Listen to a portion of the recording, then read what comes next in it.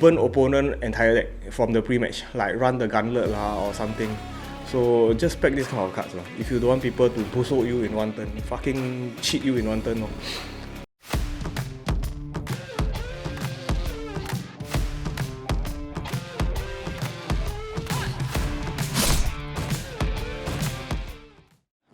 Today we will be talking about staple reversals. Basically it's the kind of shit you must put inside one. The rest I will talk about it a bit but not all. Okay. Okay, first off we have divine intervention.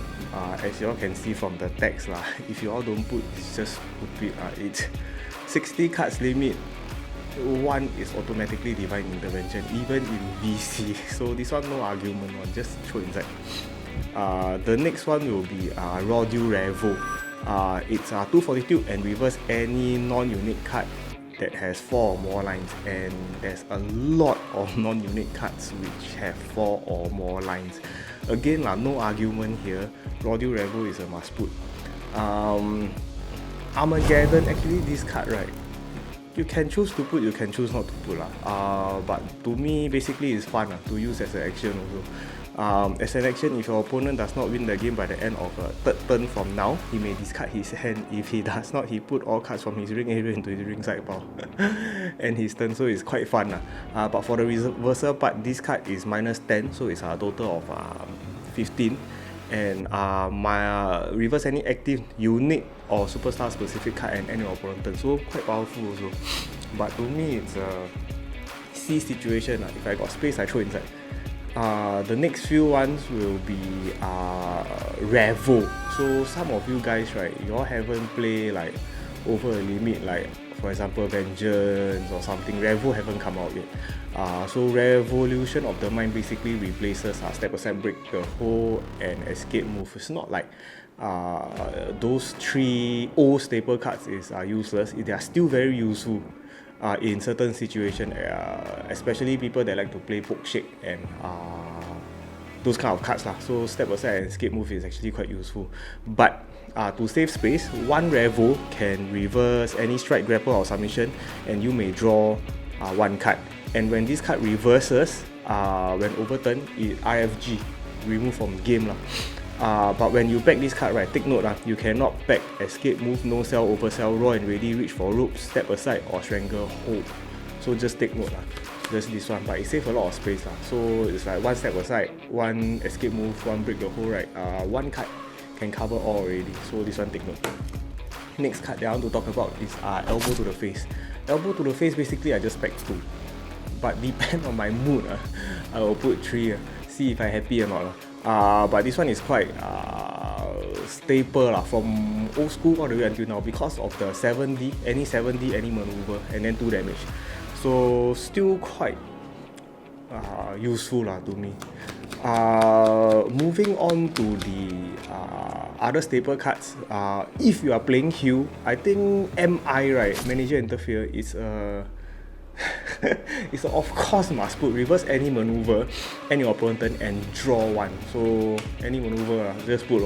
If you are playing face right, this is the part where it gets slightly a bit confusing. So face, once is enough. Reverse any card if opponent have another card with the same title in his ring area, or completely reverse any multi and end his turn. So basically this card right, if opponent have the same card in the ring area, you can use this card to reverse it, the same card if he play another time and also when this card is in the ring area, he can activate sloppy, which means right, when you overturn from your arsenal, you can reverse any card. If not right, sloppy you must have it in hand, if not you cannot reverse anything from the arsenal And the secondary effect of once is enough is reverse any multi completely, so you only need 1 to completely reverse a multi maneuver or action or card So once you have once is enough, F out is actually something that I consider to put only 1 or none at all. Because of the secondary part, completely reverse any multi card and any opponent turn. So I can relate to the people that play face, they put once is enough, and also they want to put get the F out lah. Because F out right, we have another effect which is reverse any non-trademark finisher unique maneuver. So you all go and think about it lah. Unique maneuver like shot in or all the superstar specific unique cards right. Maneuver unique cards can reverse lah. So I can relate to those people that will put lah.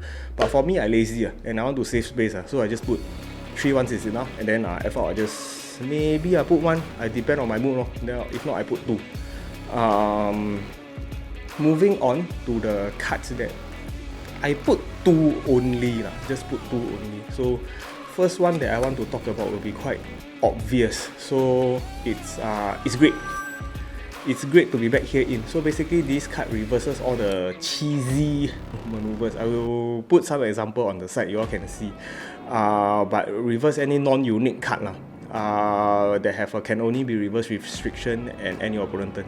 Secondary effect will be -10. Next card, first card you play next turn will be -10 if you have a venue in your ring area. I often forget about this because I also don't have venue lah. But you all can play this to your advantage lah. This is only if you are playing fan favorite. If you are playing cheater right, at least try and put iron will, because clutch and apply is quite devastating if you do not have cards like is great or iron will. If not right, you'll eat full damage for clutch and apply. It's very painful. So if you don't have is great, just put iron will. Put 2 lah. But if you are playing high tier games right, I recommend you all put 3 is great inside if you are playing fan favorite, because the people that actually play cheesy maneuvers is actually quite a high number of them. So if you can just put 3 lah, if got space. The next one will be Sidewalk Slam. So basically it reverses all the cannot be reversed maneuvers lah, all the cannot be reversed cards also. And secondary effect will be reverse any foreign object. The reverse any foreign object right, I often forget also. But yeah lah, just take note that this card actually can replace cards like beating the odds and stuff lah. But beating the odds is still quite relative lah, still quite useful, especially when you are playing cards from ringside power, like for example Duke Love or Jamie Noble. You can always keep taking out beating the odds lah. But just for safety sake right, don't put 1, put 2, because of Eddie Guerrero. The first high risk they play is cannot be reversed and there is a high chance that Eddie Guerrero will pull out a double high risk or multi high risk then cannot be reversed. So at least have 2 lah.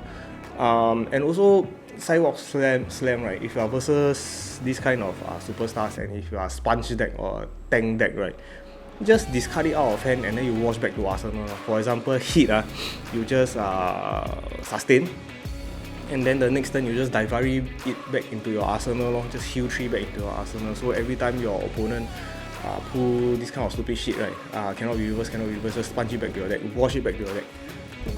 Next card will be Don't Try. So this card, you can choose to put 1, you can choose to put 2 or put 3 lah. So depends on how kiasu you are lah. But just put lah. If not, people ace right, basically you are open to their bullshit So just put 2 lah. And if you are playing a pre-match with fine-tuning skills right, or cards right that can fine-tune cards to you, then just go ahead and fine-tune Don't Try lah. If you see their setup right, got a lot of ace, then just Don't Try. Next one will be cards like Booby Trap or Let's Wrestle. These kind of cards for those people from low tier or mid tier right, they don't understand why this kind of cards is important. But if you are versus burning deck, like for example after burn, you kena burn this kind of cards right, will be very useful because it will stop your opponent momentum from there. I once burned 30 over cards from an opponent before, and opponent didn't pack Let's Wrestle or Booby Trap, this kind of cards lah. So basically he suffered quite a lot for it like 31 cards So just pack this card lah. And also the main reason to pack this card right is because in the past right, people actually tried to and successfully tried to they did burn opponent entire deck from the pre-match, like run the gauntlet or something. So just pack this kind of cards. If you don't want people to busuk you in one turn, fucking cheat you in one turn. Cheat you in pre-match. And volley this. So basically, a lot of people will abuse action in their first turn. And basically in Classic, not in VC, Classic, this is the only card, to my knowledge, is 0 fortitude and 2 damage that can reverse action at the very first turn of the game. So in order to stop your opponent from abusing shit from the first turn of the game, right, just keep 2 volley this. I don't recommend pack 3 because I'm not really sure if you are going to need it the entire game. But of course, mid game also useful because you can always anytime just IFG card from your ringside power just to reverse your opponent action. So quite useful for 0 fortitude. The other cards will be optional. To me, it is kind of optional. So cards like can't cheat. If I play a lot of cheater cards or fan favorite cards, right, that I want to pull from the ringside power, right, because ringside power is important. So just play with your ringside power and your IFG power. And this you can't cheat, and honest man, right, has the ability to pull back one cheater or fan favorite card from your ringside power to your hand. So for example, cards like punch after punch, then you just IFG can't cheat, and then you straight away bring it back to your hand, then you can just use punch after punch again. So it's quite useful. For example, shot in also. So it's quite useful. And then mid-match, for example, coach says, to me that one I will put, but depends on my mood also.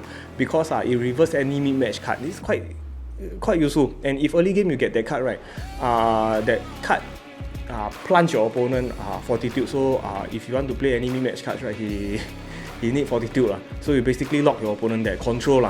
And also the secondary effect, which I also use it quite often. When you overturn this card, right, you can choose to IFG this card and then you bring one mid-match card back to your backlash. Not a lot of cards in the Classic library can actually bring cards back for backlash cards to your backlash deck. So coach says quite important. The last few cards that I will intro will be Backslide Inside Cradle. Basically, this is Backslide Inside Cradle for me. To me, is for rush decks So decks that can easily get 20 fortitude or 5 stun value. Like for example, John Cena. Straight away 5 Knuckle Shuffle, right? You got 5 stun value already. And if you have Inside Cradle or Backslide in your hand, right, basically opponent fucked already. If he pull a strike or a grapple, right, straight away win the game. Why drag the game? Just win the fucker only. The other hybrid cards for this kind of cards will be Nerf Hole, grapple submission, can reverse grapple submission, or you go for one more painful option. Power Slam, Indian Deathlock, Death Valley Driver, reverse high risk. So just pack this kind of cards. If you have space. And Spinebuster.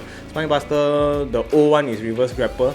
The TB one, if play from hand, can reverse any grapple or submission. So keep that in mind if you want to play some hybrid also.